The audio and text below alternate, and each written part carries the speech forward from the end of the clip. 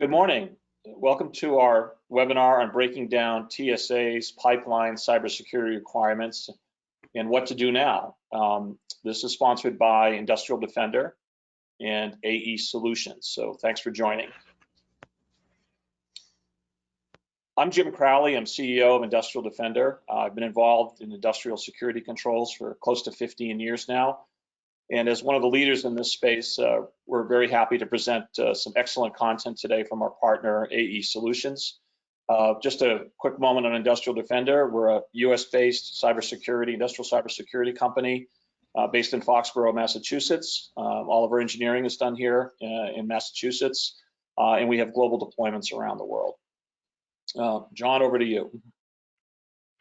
Yeah, thanks, Jim. I'm John Cusimano. I'm the Vice President of the Industrial Cybersecurity Division of AE Solutions. My background is predominantly in industrial controls and automation for over 30 years, and then for about the last 12 of that have been specifically focused in industrial cybersecurity. So I lead a team here at AE Solutions. We're an engineering and consulting firm specializing in process control automation, process safety, and industrial cybersecurity. So thanks for having us.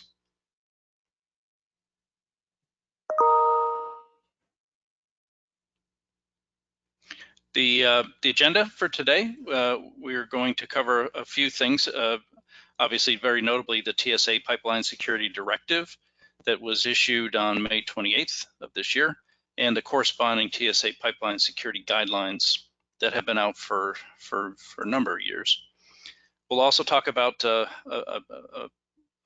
straightforward 5 foundational cybersecurity controls. We'll talk about milestones that we would recommend for the next 30, 60, 90 days, and even up to the next 180 days. And lastly, we'll talk about some suggestions on how to jumpstart an effective cybersecurity program.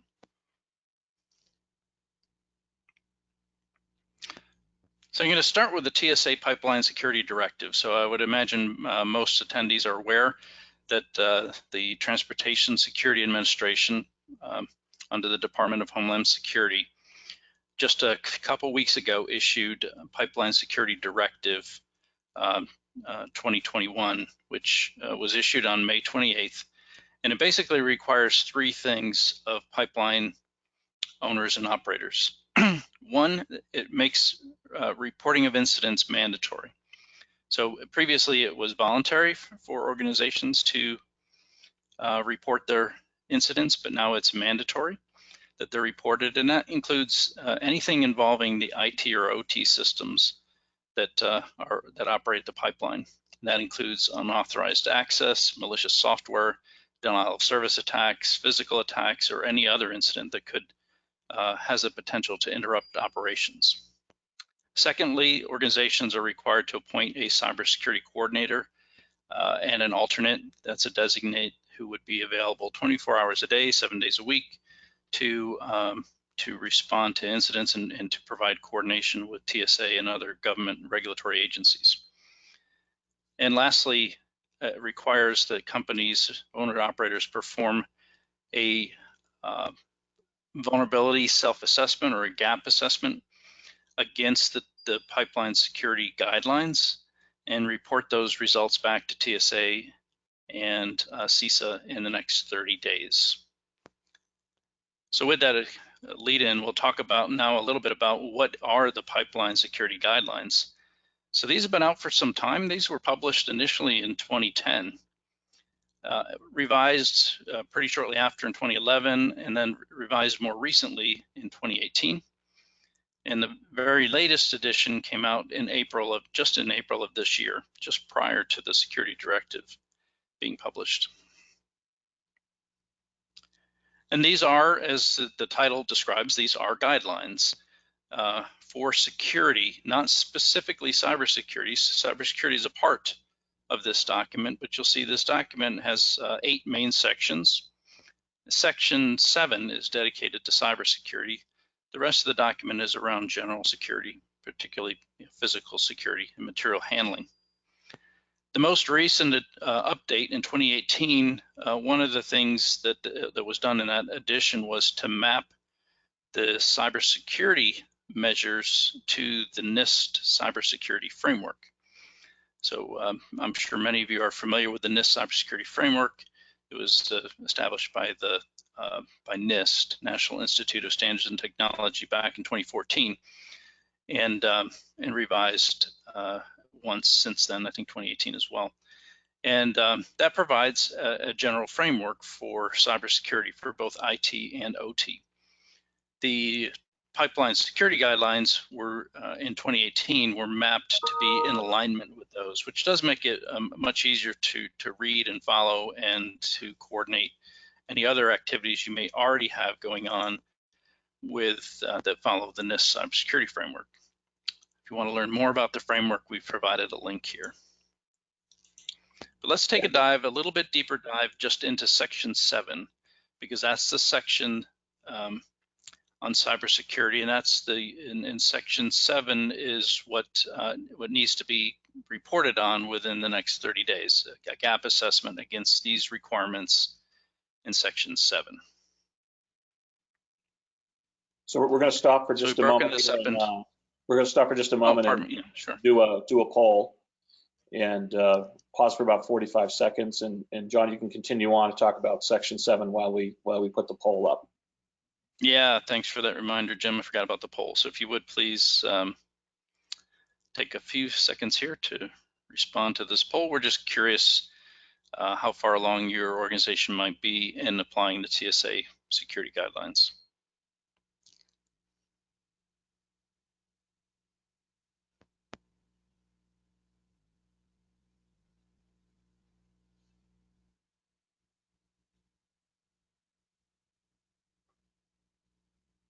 Okay, we're starting to see some poll results coming in, which are interesting.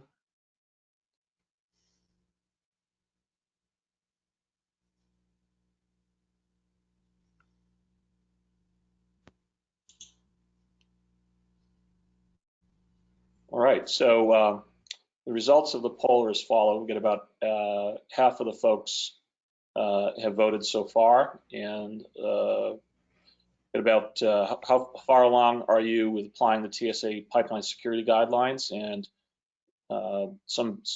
this is probably a breakout that we would have kind of called out.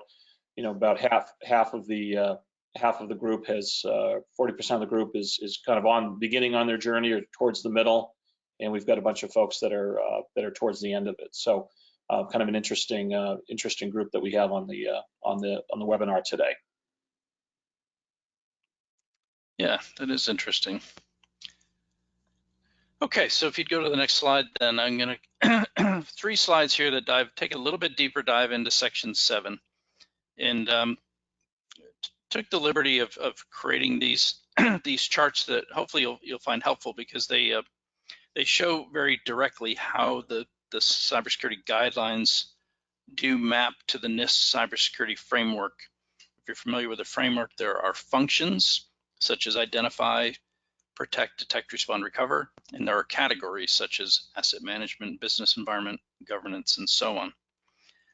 And in the TSA security guidelines for cybersecurity, they are broken up into baseline controls and enhanced controls. There's about 30 baseline controls and I think about 13 enhancements. So while that may seem like a lot, if you compare that to other standards like ISO 27000, NIST 853 or 82, or the ISA 62443 series of standards, those all have hundreds of requirements.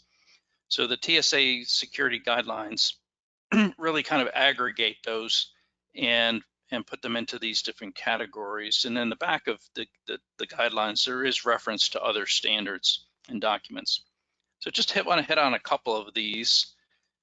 Don't expect you to read these slides, but for example, asset management is a very important topic.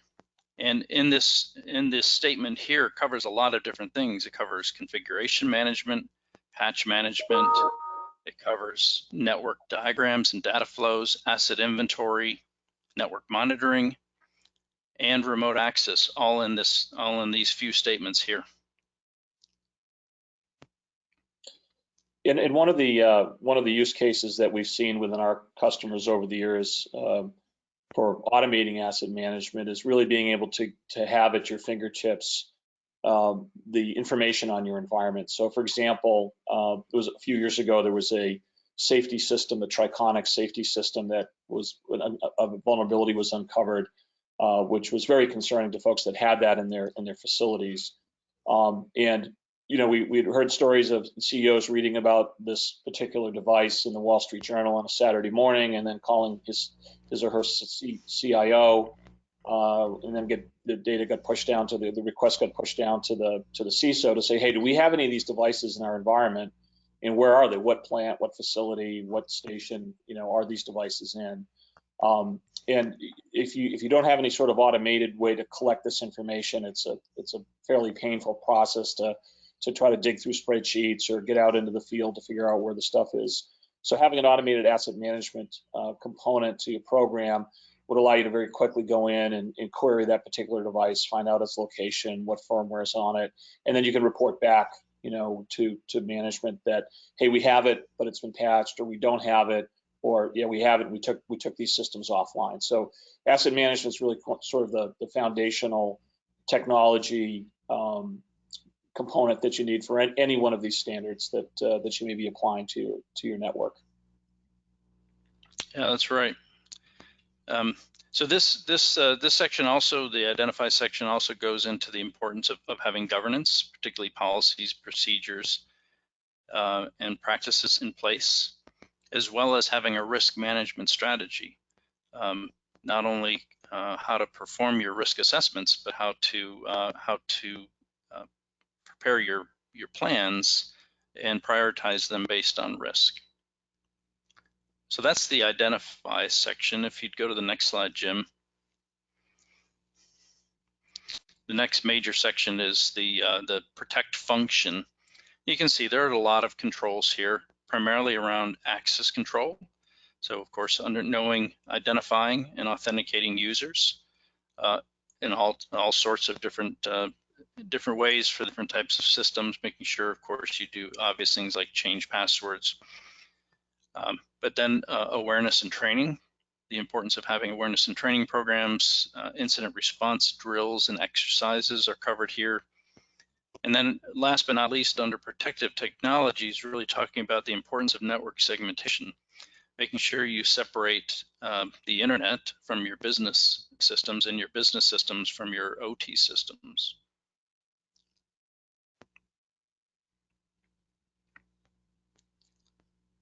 And last but not least, these last three functions, the detect, respond, and recover functions from the NIST framework, are also covered in the TSA pipeline security guidelines. And here we're talking about, it's talking about the importance of continuous monitoring, intrusion detection, anomaly detection, malware detection. It also mentions vulnerability and risk assessments in this section. Again, it talks about the importance of testing and validating that these controls are actually working, the importance of an incident response planning and reporting, and lastly, being prepared to recover. So having a disaster recovery plan and backup and recovery facilities available. So, yeah, so a lot of stuff crammed into about 30 requirements.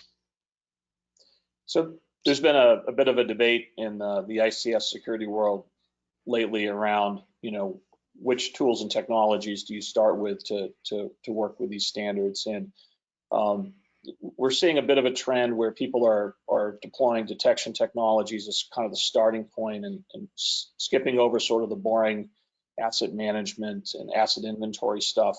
And we believe that you're better off, our position is you're better off really kind of putting the foundational controls in first and then starting to layer in, you know, some of these more sophisticated, you know, machine learning type tools, which provide a lot of value, but they may be overwhelming to sort of tune and dial in if you don't have the, you know, the foundational controls in place to begin with. That's right. That's a good lead in for the next slide. It's really talking about even kind of further distilling those down to, you know, 5 major foundational controls. Right, and so, you know, we developed this slide really to help our customers communicate with senior management. You know, a lot of times they their eyes will glaze over when we put a NIST, list of NIST standards in front of them and start talking about access control and a variety of other sort of, technologies, threat detection, machine learning. So we try to break it down for them and describe it in sort of layman's terms. And really, what it boils down to that there's a lot of studies that have indicated, including the one from the Center for Internet Security, CIS, which is an independent an independent group that manages risks for companies. That if you put these 5 foundational controls in place, you can reduce the risk of a breach by 85%. So this is something that helps us have these conversations with senior management and board members, so they can kind of get their heads around the program. If you do an inventory of all your hardware assets, you know what's in your environment. Inventory your software assets, configuration change management, knowing what's changing in the environment, know what assets are coming and going, know what software is coming and going, what users are coming and going, and vulnerability monitoring. How at risk are my systems? We all have in industrial control systems. We all have older systems out there that may be unpatchable, but you need to know about it and put some mitigating standards in place. And then event log management. What's happening inside of the environment? Did someone walk in with a jetpack and plug it into an HMI, or insert a USB stick or some other removable media into a critical system somewhere? So being able to manage those events of interest across the environment. And if you start sort of with this, kind of minimal group of standards, it really helps you, or technologies, it really helps you reduce your risk by 85%. The other discussion that we have with our customers, and this really comes out of our experience, in the utility and the energy markets, where putting best practices in place, regardless of whether there's a standard or a regulation that's required, really getting situational awareness on your cyber physical assets. What's out there? What are my safety systems? What PLCs? What relays? What flow meters do I have? Know what's on those assets. What kind of software? What kind of firmware is out there? Know what those assets are talking to. Know those assets' conversations. A few years ago, we got a call from a customer who had a data recorder in a power plant start to call China. So that was concerning, to say the least. But because they were monitoring it, and they were monitoring the outbound flow, they could say, all right, this doesn't look right. What are we going to do about this? Know what the vulnerabilities are in your assets. So again, you're going to have systems that may be not supported by Microsoft or some other vendor, but you have to know what's that they're vulnerable, and take some mitigating approaches for them. Know what accounts are on your system. Who are the users that are coming and going? Obviously, what happened with the folks at Colonial around people coming into the system, they didn't know that they had new users arriving via that VPN, but being able to track the users that are on your system, certainly your ICS systems, and then establish baselines. That gets you a long way to hardening your environment. And then phase 2, managing your baselines, your configurations, your accounts, and then the network boundaries will start to move you up the security maturity curve. And then as you start to get more sophisticated in your program, really looking at all right, how do I manage myself against a standard? What we believe is going to happen is, we believe it's going to be, because we saw this happen in the utility sector 10 years ago, that there'll be a regulated regimen that comes out that folks have to adhere to, and then there'll be audits against that. So we suspect it'll probably be some form of the NIST standard, and then you'll have to provide some attestation for that standard that you're following these types of best practices. But all of the standards that are out there, whether it's NERC SIP, which is for the utilities, or NIST, or 62443, they're going to be looking for the same type of data collection and standards reporting. So the faster that you can start to think about automating some of this data collection, it's going to position you well for either internal audits, external audits, or audits that are being forced upon your organization by regulators. with that, we have another poll that we're gonna start up.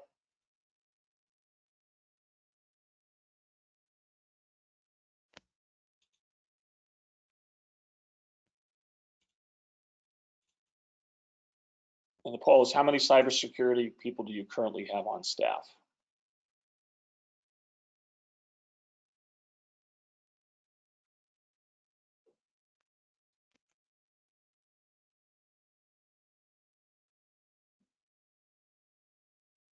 Probably should have had a follow-up poll. How many would you like to have on staff if you could find them? The latest statistic is 300,000 open cybersecurity jobs in North America. So obviously a good place to be if you have some cyber chops. And the poll's about to close. Let's see what we got.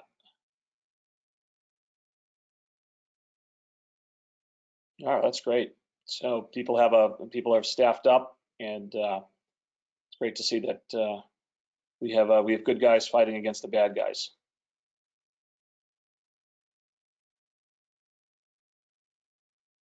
So John, back to you.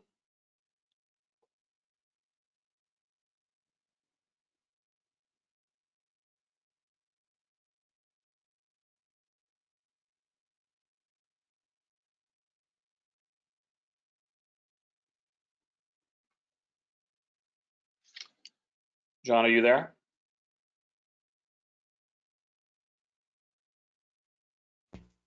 Oh, sorry about that. Can you hear me now? Yep, we can hear you now. Sorry. As we said in the agenda, we're going to talk about both the short-term and long-term recommendations. So obviously in the next 30 days, it's important that you respond to this TSA Security Directive, providing both that primary and alternate coordinator, completing that gap assessment form, and so on. But that's not, it doesn't stop there, of course. That's really just the very first step. Beyond that, what we'd recommend in the next 60 days, if you haven't already, is to gather an inventory of your pipeline cyber assets, but your IT and your OT systems, particularly those that are critical to operating your pipelines. And identify those critical assets. Typically, the best way to do that is through some kind of a high-level risk screening exercise. Within the next 90 days, conduct or refresh more detailed cyber vulnerability and risk assessments of those critical systems. You're not going to have enough time in the first 30 days to be able to do that. So all you can really do in the first 30 days is to complete that gap assessment form. But 90 days, try to do a more detailed. Very good time to also start to be evaluating different security technology. So POCs stands for proof of concept, to consider conducting those proof of concepts, address what you might call low-hanging fruit, and issue or update core cybersecurity policies. Am I still with you, Jim? Yep, still here. Okay, my video's frozen. That's why I was wondering. And then more long-term, so both 6 months, 12 months, and 18 months. If you haven't already, again, establish your cybersecurity program, your framework, your governance team, your program plan, your roadmap. Start to conduct those initial cybersecurity trainings across the organization and begin deploying some of that security technology to help with those, to comply with all of those TSA security guidelines, and to start that automated asset inventory collection, vulnerability monitoring, anomaly detection, and so on. At 12 months, it'd be a very good idea, maybe even sooner, to start conducting some mock audits against the TSA security guidelines. It's almost a foregone conclusion that the TSA will be conducting audits, so you want to make sure you're ready for those. And then in 18 months and on, look at evaluating and implementing more advanced security controls. Things like threat hunting, SOC services, MDRs, etc. So we have a couple of questions, so why don't we pause for that. John, sure. Why don't you take this one? It's my understanding that only the top 100 owner-operators are required to comply with TSA. Is that true? Well, my understanding is that TSA sent letters to pipeline owners and operators that they considered to be critical. I had heard a number more like 300, but I don't have the exact figure of the number of letters that were sent out in organizations. If you go to the guidelines themselves, there's actually in section 5 of the TSA guidelines, it talks about an evaluation criteria to determine if you're a critical asset. So you may want to also take a look at that. So even if you didn't receive the letter, you may want to go through, I would say you should go through section 5, and there's some flow charts and things in there for you to do kind of a self-evaluation of the criticality of your assets. So the next question. Any other questions, Jim? Yeah, this one, Yeah. which I think I can take this one. Are there best practices, guidelines for providing security without bogging down the ability to get work done? For example, access to internet sites, avoiding multiple sign-ins, et cetera. I think the best way to think about this is can you automate some of this, so that you can do the data collection on who's coming into the system, who's changing the system, are you removing people from the systems?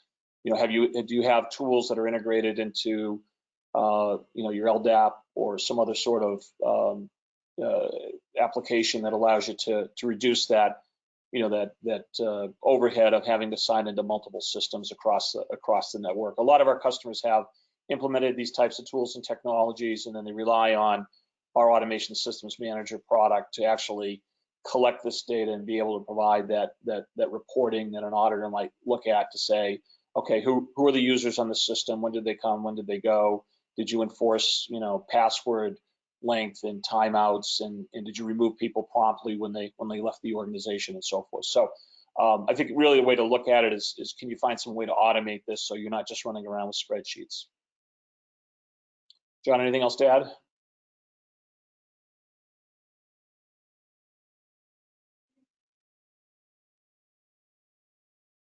John, you might be back on mute. Sorry about that, Jim. Yeah, no, I think you covered that well. Thank you. Okay. So back to you, John, on this one. All right. Yeah. So one thing we wanted to do was, it's always nice to have a little bit of a more of a case study or an application. So we've assessed both AE Solutions and Industrial Defender have been involved in a number of different worked with a number of different pipeline operators over the years. And so I put this little diagram together to show, what does a typical pipeline network look like? They're not all exactly the same, but this is a generalization. And so, typically you're going to have your corporate infrastructure, your WAN and connectivity to the internet up top. And pipelines almost always have both a primary control center and a secondary or backup control center, a disaster recovery site. And that is typically for more natural disasters, hurricanes, floods, bad weather, even pandemics. It might be one reason that you'd have both a primary and a secondary control center where the operators sit that operate the pipeline. And then you'll have your SCADA network or WAN that goes out to all the different field sites along the terminal, whether that be pipeline terminals, metering stations, block valves, pump stations, so on, and a variety of different communications technologies and telemetries to expand that wide area network out to all the different field sites. So that's kind of a typical pipeline network, and it can spread, of course. In the case of Colonial, for example, 5,000 miles is the end-to-end distance of the pipeline, or including spurs and things. So these can be very, very large, physically large, very distributed networks. So instrumenting these networks and being able to monitor them is critical, and that's really what we're going to talk about in the next slide. So in the case of Industrial Defender, we've instrumented many pipeline SCADA systems over the years. In fact, we used to be in the pipeline SCADA business. a legacy product that's still actually operating some of the largest pipelines in the world. So we're very familiar with these types of networks.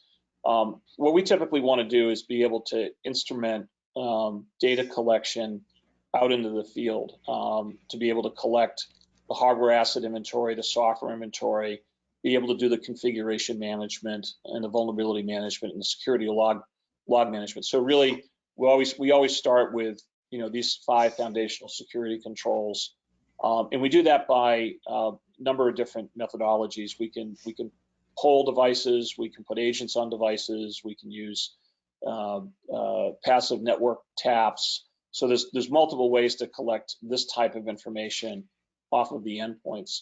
But the key really is to collect that data and do it across all of the devices, not just 60%, but try to get as much in as you can. Try to get to that 90 to 100% level of data collection, so you really know what's in your environment and what's on these systems. The way that we go about that is we do data normalization. So once we talk to a device, whether it's a Siemens PLC or whether it's an ABB DCS system or a Viva SCADA system, we can grab that data, pull it into our platform, normalize it, and then we can manage it. So it's really about instrumenting down at the metering station level, down at the if you look at the Purdue model, down at the lower levels, the Purdue model, and pulling that data back up so that again you have it at your fingertips and you have situational awareness. That's right. That's one of the biggest flaws I've seen in some installations is the failure to instrument and monitor the all the way down to level 1. And so a lot of installations are just capturing kind of the north-south traffic between the corporate WAN and the SCADA WAN, which tells you something about your installation, but doesn't tell you the whole picture. So really important to make sure you instrument the entire network, particularly the all the way down to level 1. And of course, then having this technology installed really enables a lot of additional things that you need to do. So enabling situational awareness.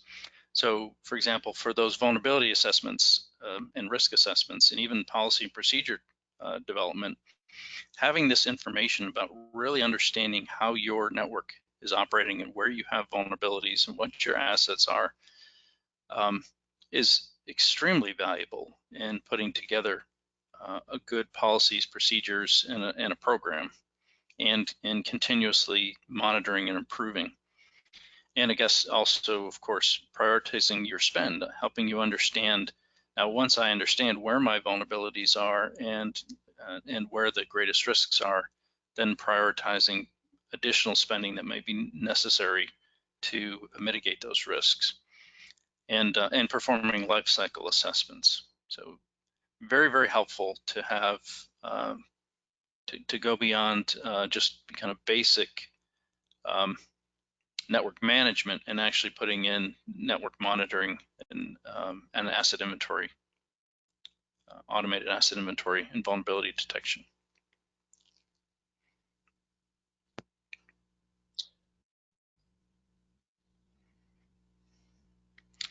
Right, so I think we want to kind of start to wrap up and make sure you're aware that that both of our companies are ready and willing to help you to jumpstart your OT cybersecurity program.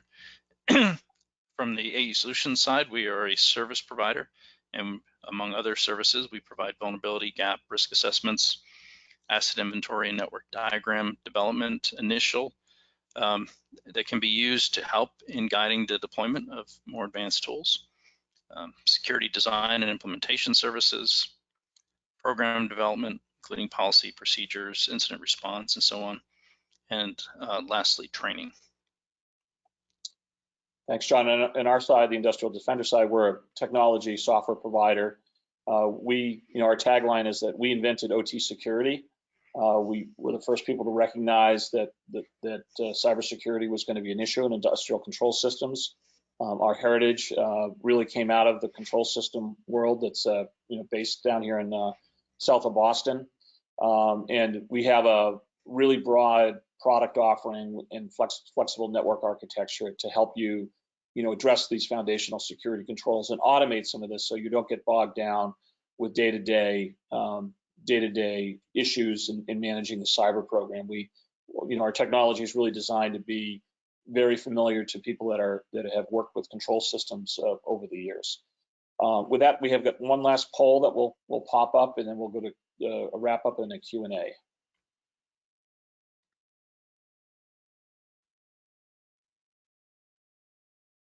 When did you complete your last cybersecurity gap assessment?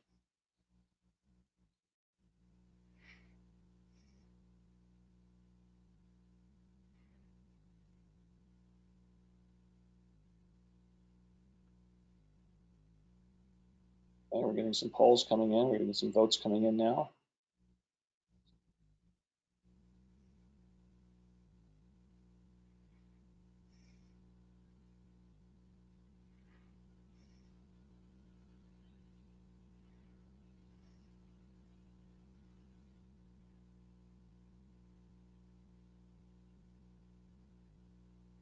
And the poll's about to close.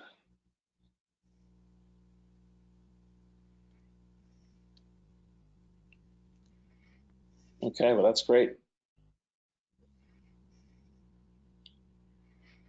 Interesting little gap there. So there's many that are very recent, and then a bit of a gap, and then 1 to 2 years and greater. Yep, interesting information. So one of the things that we're tracking right now, certainly with the folks that we're briefing down in Washington, is how is this regulation going to roll out for the midstream and the pipeline operators, similar to what we saw in the utilities 10 years ago. So it's almost like we're seeing kind of a repeat of the same movie, right? And just our recommendations are really to think through how do you get ahead of this so you're not behind, you're not back on your heels. If you haven't done any automation so far, or you haven't really chosen a standard, really think about a standard. You can really choose any one of these common standards, and regardless of what the feds say you're going to adhere to, the criteria is very, very similar. So if you put a standards-based cybersecurity program in place and then measure yourself against whether it's NIST or something else, you're going to be in good shape when they finally bake the regs and unfortunately come up with some unreasonable timeline, right? So to sort of get ahead of it. And then use a combination of OT technology and services to support your program. A lot of good tools out there, including ours, to help you automate some of this. And then you've got subject matter experts like AE Solutions that really understand the business and actually come at it with a safety heritage, which we think is unique, and that's why we really like working with AE. And then be really prepared for compliance, regulations, and audits, because at the end of the day, once they choose a standard, or your board requires you to choose a standard, you need to have really good data collection in order to get through these audits and not be tearing your hair out every 6 or 12 months when the auditors show up. You want to be able to generate reports quickly, hand them to them, and not be scraping through spreadsheets. So think about how you can automate the data collection from an asset management perspective and from an asset inventory perspective, so that you have this stuff at your fingertips. So that's the our recommendations based on these other regulated industries that we've worked with over the years. With that, I'm going to go to Q&A. See what we have for questions. So I've got one here. How would foundational controls help identify a ransomware attack before they took command and control? Well, that's a great question. So a number of ways. If you have monitoring tools in place that are looking for indications of compromise, if we go back to those 5 foundational tools that help you reduce 85% of your risk, you might be able to identify that a new user's been added, or that security privileges have been escalated, or that a new piece of software has arrived, or that a configuration has been changed on a PLC or a relay or something else in your organization, or that a device is starting to call a data center in California or China or Russia, right? If you're looking at, if you've got some level of network monitoring in place. So those foundational security controls would then be able to alert you on these different types of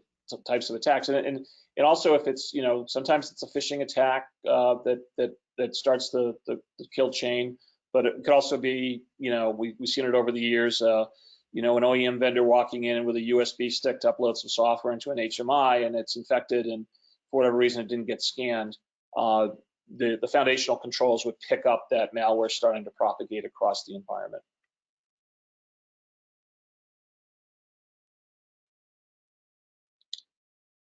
We'll get a question here. What is the URL to access the directive in the section 5 mentioned? I think we posted that. Yeah, I don't have it handy, but I can look it up and put it in the chat. You'll do pretty well if you just Google TSA Pipeline Security Directive and TSA Pipeline Security Guidelines. That's probably is the fastest way to find that. The next question is, I'm an advocate of unidirectional comms for the SCADA WAN and the corporate WAN. What are your thoughts on that or complete air gapping? Well, we've worked with a number of the data diode vendors over the years, and look, it's a great layer. It's like anything else, we believe it or not, we trademarked the defense in depth approach 15 years ago. So we were the first folks that really were talking about defense in depth, especially for industrial control systems. So anytime you can put another layer in that provides another level of protection, we're all for it. And what we've been able to do is actually be able to take the data that we're pulling off of the systems and be able to get it across those diodes up into our console. So you can still, you're not leaving anything on the table if you still want to do configuration management or event monitoring, because sometimes the threat walks in the door in a piece of removable media, or a vendor walking in with a wireless device to talk to the outside world, and all the data diodes in the world won't help you with that. So we think that's a great approach. And then what are your thoughts on that or complete air gapping?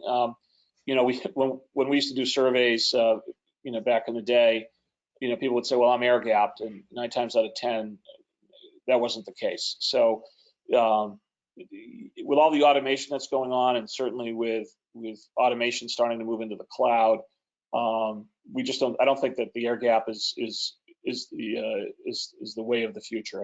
I see that continuing to change, and we just have to find these mitigation standards, the mitigation technology, certainly like a unidirectional gateway to help with that. Mm-hmm. Yeah, I guess I'll add to that, Jim, that whether you air gap, you use a data diode, or firewalls to separate your SCADA from your business, that's an important layer of security, as you mentioned. But don't let it give you a false sense of security, because the one thing, if we were to go back and remember that diagram we had up, the SCADA network is typically a massive network with spanning thousands of miles and having thousands of endpoints, and usually in very remote places. Terminals, metering station, block valves, pumping stations, and so on can be out in very remote areas, and so ransomware can find its way in. For example, if you're worried, if ransomware, of course, is a significant concern, but malicious actors, malicious software, they can get a foothold into the SCADA network without coming through the internet and the corporate WAN. So just remember that your SCADA network, even if it's completely air gapped, you can take some examples like the nuclear enrichment facility in Iran that was impacted by Stuxnet. That's completely air gapped system, but attackers were able to get to that. So remember that your SCADA network, or your process control network, there's other ways to get into it besides just through the front door, and so important to keep that in mind. An interesting question. How can you trademark the defense in depth framework while it was created and released by the NSA? Just curious. That's a great question. I guess maybe we were the first ones to pick up on it, and we decided to trademark it. So I think there's a difference between invention and actually trademarking. So, but we did use it for many years. Kind of went out of favor, but it seems to be coming back at this point. So that's all the questions we have that have been submitted. We really appreciate everybody's attendance today. Hopefully you found this helpful. We'd like to be helpful to you as you go through your security journey or as new regulations arrive in your inbox. We've got a lot of experience between AE and Industrial Defender addressing some of these thorny issues, and we'd like to be a resource that you can rely on in the future. Thank you for your time, and we hope to hear from you soon. Yep, thank you all, and thanks, Jim, for having me join you today. Thanks, John.